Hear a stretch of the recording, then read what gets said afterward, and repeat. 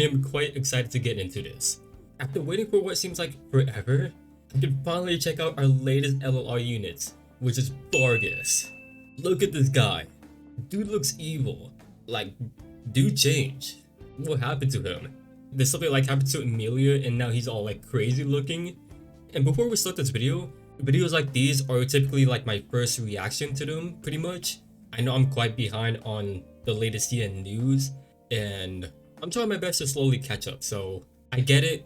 These characters has been out for a while, so people are more familiar with them, but as for me, typically with how these videos work, I just see these stuff as I go by them. And then eventually when Global gets these characters and stuff, that's when I actually look stuff up and then like talk about them to you guys and what you can expect and what they do and such. So hopefully you guys understand. Alright, so getting back into it, the new Vargas is still a tanky dude who's more lenient on the physical side with a bunch of defense. That's part of the Empire Dark Yellow faction and can be Demon and Flyer class. That is quite surprising. His talent units are reversed and takes less damage. Units are reversed. Doesn't mean that you ignore or he ignores class advantages. When any unit within 3 blocks of the surrounding area dies, he gets Fury. Does not die, so yeah, revive. The duration of this effect is reduced by 1 turn, his HP is reduced by 50%, and then his health is restored to the amount of HP before he died. At the end of an enemy's action within the 3 block radius, they will be attacked by itself and cannot be guarded for 2 turns. That's undispellable. If the HP of the unit is not higher than the enemy, recovers 30% of damage dealt after battle and attacks first. Okay, so I think when he revives, right, the turn duration of Fury decreases. So yeah, but I do see a little bit of his 3C mechanic in there. That ignore guard thing sounds kind of disgusting. And most likely he's going to be a tank, most likely, right? That's like his whole thing. So you want allies around him at all times. Would be crazy to like have summons. Yeah, with Bright Summoner, with her summon, ooh, yeah, that would be pretty disgusting. Unless he has a thing that where non-summon allies don't get affected by it, but it doesn't really mention it on here, so that'll be a ridiculous combo. It definitely feels quite weird that he needs a trigger for his revive compared to his SR version, but we'll see though, because I'm looking at this and it doesn't look like there's like a limit to this. It seems like infinite, and it definitely just seems like the main component of his whole entire character was going to be absolutely disgusting. The passive on this skill guards nearby allies and reduces his chance to be critted by 30% and is immune to displacement. Using this allows him to counterattack 2 blocks and 20% of defense is added to attack, it looks like. It increases guard range to 2, but it'll be 3 when Fury is activated for 3 turns. Yes, I'm actually kinda happy that he gets to guard 3 blocks, but honestly kinda scared at the same time if it's going to be like a normal thing now. Just as how we're seeing 5 range for these mage characters slowly becoming a thing. His other skill has a passive that lets him revive up to 50% HP that triggers 1 time. It's a support skill that boosts his attack and defense for 2 turns, and Fury is gained. If he already has Fury, he can take 3 extra bars. 3 extra bars, okay. I'm sure his 3 blocks to attack. His 3C lets him select a grid in a straight line, and at the start of the next turn, gains the Fury effect and enters Dragon's Fury. Then it's replaced. First though, this first 3C increases its damage and doesn't decrease buff duration, then teleports to the target location and deals AoE damage to enemies within 3 blocks, which the buff effect are triggered immediately when he already has Fury. After using it, it can be used again, and the movement of this action is whatever movement that you had remained. The second 3C, I had to whip it up from Banner's news. The passive has it where the fixed damage he takes is converted to healing, and cooldown of all damage skills are reduced by 1. That's actually quite neat. The command effect has it where enemies within 3 blocks cannot, what I'm maybe guessing, actually I cannot figure out what it is for the life of me. If I figure it out, I'll definitely edit that in. Leaving the team's range will cost an additional mobility. It's a single target skill. Before battle, all equipped enemy skills are disabled. If it's an NPC, then it reduces all their stats by 30% for 2 turns. After battle, you'll receive a description of the enemy's equipment and skill up to 2 pieces. When a target is an NPC, the effect is replaced by 30% increase to all attributes. That actually is really interesting. Being able to see what your opponent's equips are is such a unique concept. So if you see that your opponent has like, let's say, swordsmith metal, then your method for that said character can definitely change the course of the game of how you approach them. So far, the new Vargas, I really like him.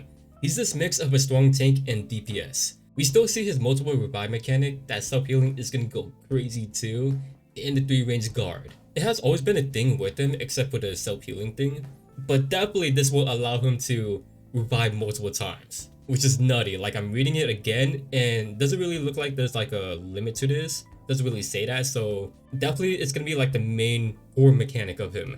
And considering how tanky he is, this dude is not gonna die. This dude is gonna be insanely hard to get rid of. Absolute insanity. His 3C is just like crazy to look at too. An AoE that'll hit hard since Vargas is going to have a ton of attack, then it hits twice? I don't know if I'm actually saying this right. Maybe you guys can help me out on that one. Then looking at his second 3C, being able to see your opponent's gear will affect some decision making. Like if I see that the opponent healer doesn't have like swordsmith metal, then I know my assassin with something like Twilight Star and fixed damage like Mac and Ginsu can take them out without worrying about like the Shrine Maiden on them. This idea is actually really cool, and it's nice seeing his long game still coming up with new ideas, like this one that isn't too ridiculous. So yeah, the new Vargas, pretty good. He can be a full-fledged attacker too if you want him to be, a mixed attacker I should say, and while that role doesn't sound too bad, I feel like him as a tank, he's always going to be there for his teammates, so if the opponent doesn't have an assassin, then it's going to be really hard to make good use of his unlimited revives to get him there without relying on his skills. However, being a full-fledged attacker without that guard skill only just means a sort of preparation to surround himself with other allies, cause I don't think anyone would want to fight Vargas when they know that he's gonna be incredibly tough to get rid of. Unless they can 2-tap, which I don't know if 2-tapping actually works because of his multiple revives, or one of the better method is just to have characters with revive disable. 100% a character that does get better as the fight drags on, but mainly just has to have teammates around him. Not entirely though, cause he does have skills to help him get fury, but having allies around just definitely just keeps him in check. So I feel like this gotta be like some kind of prep work before dealing with them. There are gonna be 2 new soldiers. One is an infantry. When entering battle, their defense is increased. Attack is further increased on woods, mountain, and metals terrain, and restores 30% HP before battle. Not too bad. An all-rounded soldier to use. That healing will definitely be great. Second is a cavalry. Attack and defense increase. Soldiers takes less damage when entering battle actively and regenerates 30% HP before battle. Did they just make a better version of the new infantry soldier that we just saw? What the heck? Yeah, both soldiers are very good though. Like, I don't think you're gonna be making any mistakes if you choose to use them, because that healing is always very clutch. For the exclusive equipment, it's an armor for Seraphina. Applies a random weakening debuff to passing enemies and applies a strong one to enemies after attacking them. And even includes fixed damage. Her debuff game is pretty weak to the point where she had to rely on a weapon and a soldier, or just even like her teammates too, to make use of that one strategy. But I feel like people didn't really like that method. Most of the time you just see her do her 3C explosion. So having this will draw one of her other method of killing to a greater extent. Which I know it's insane because that method she's able to instantly kill them. But her biggest issue is her mobility, so all you gotta do is just like not have her come closer. For the casting skills, first up is Lana. +1 range. Before using a skill attack, get a random buff based on the number of selected targets. I mean, range is always a massive W, though I do feel kinda conflicted about her gaining buffs, probably because I just expected more damage coming from this. Second is Sophia. When casting a skill on an ally, dispels 2 debuffs. Pretty good, since she's focused more so on supporting the team. Third is Ainz. What the, just more ints and gain boost for turns +1? That's it? I'm certain that it comes from his talent, and I'm pretty sure there's 3 of them if I can recall, and they do shuffle every turn. They shouldn't be anything too impressive, if I remember right, since he was a really old character, so they were very lenient on their kit design, plus he was free. Last is Julian. Before entering battle, if all enemies have less than 100% HP, then deals fixed damage. That sounds quite good, ensuring that he most likely gets the kill, which he should most likely to, cause he can hit insanely hard if the conditions are set for him. With some of the interesting banners that came along in this update that they got, a raid up with Isolde, another raid up that has Precia to unlock bonds for characters like Andrio, a Destiny banner that has Patricia to unlock Tyrantle's bond, who is also a very strong AoE attacker too. Like, she's one of my favorite characters. As for the content that Cian got, more territory area, more Odyssey content, a farmable event to grind for points for them rewards. This update did take place around October for the Cian side. Jack's Castle Vault, get coins in exchange for rewards, a share event for some crystal to advertise the new Vargas. You can finally use multiple burgers at once instead of doing it one by one, which is incredibly helpful. And whenever you want to scrim with your friends or whoever it is, right? There's finally a button to where you can have the game randomly select a map for you. More huge quality of life changes that we're going to get. Big W. As for the skins, that I collect for LLR Vargas and the werewolf. Dude, you guys see this werewolf skin? I mess with it a lot. And the tattoo work on Vargas is nuts on him, my goodness. In the store is a Halloween themed skin for Ashen, which all servers should have gotten. Then a martial arts skin for Seraphina. I'm really surprised that they didn't save this for when summer rolls around. Wait, is it a summer skin actually? Now that I look closer, I do see a pair of scissors that she's holding and a place to sit. I don't know, maybe she's actually a nurse? What kind of nurse is she supposed to be? I legit thought that this was like a summer skin. Alright, so that was about everything, if not most of everything that the CN side got in this update. Just want to remind you guys again that it's pretty much my first reaction to these information, and I'm slowly trying my best to catch up, so hopefully you guys can understand and be patient. And I do got real life problems that are interfering with me uploading videos, so that's why it has been quite slow. Like, I would really love to catch up, like start pumping out more, but IRL stuff has just been in the way, so I'm honestly really sorry about that, guys. But other than that, LLR Vargas looks like he's going to be an absolute beast.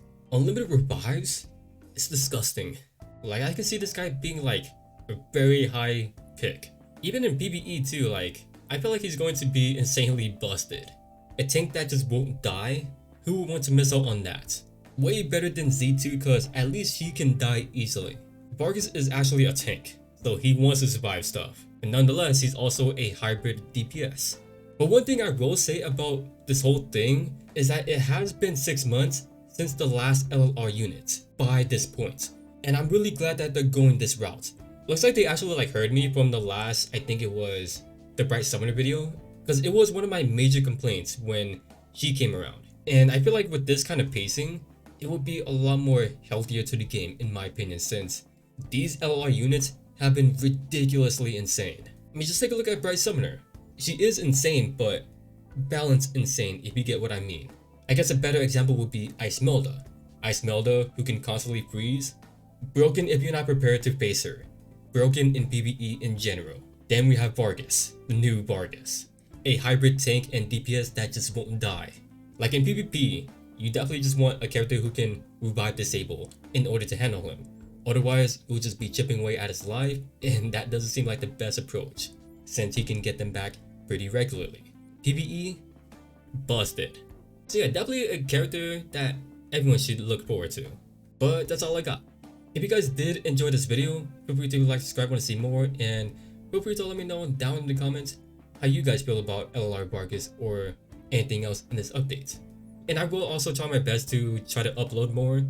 I am working on a new schedule for myself to try to pump out more content for you guys. You guys definitely deserve it for all the support that you guys have given me, so I just really appreciate it. So yeah, thanks for watching. Your fellow Z.